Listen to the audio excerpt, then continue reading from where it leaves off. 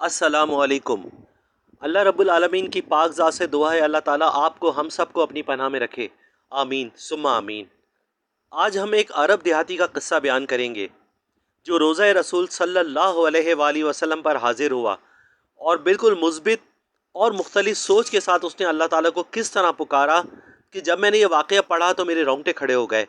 اسی لیے اس ویڈیو کو آپ کے ساتھ شیئر کر رہا ہوں، اسے مکمل دیکھیں تاکہ آپ بھی اس سے استفادہ حاصل کر سکیں۔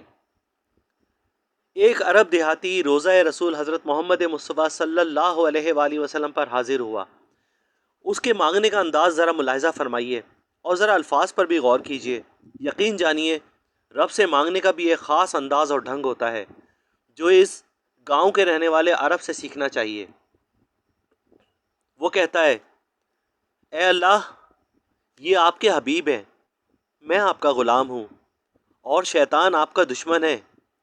اللہ، اگر تو مجھے بخش دے تو تیرا حبیب خوش ہوگا، تیرا بندہ کامیاب ہوگا، تیرا دشمن غمگین ہوگا۔ مولا، اگر تو نے میری بخشش نہ کی تو تیرا حبیب غمگین ہوگا، تیرا غلام ناکام ہوگا اور تیرا دشمن خوش ہوگا۔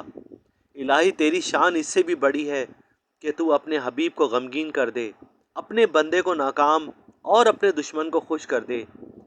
میرے پروردگار، لوگ اپنے فوت شدہ رشتہ داروں کے ایصال ثواب کے لیے غلاموں کو آزاد کرتے ہیں، اور یہ تیرے حبیب تمام جہانوں کے سردار محمد صلی اللہ علیہ وآلہ وسلم کی قبر مبارک ہے۔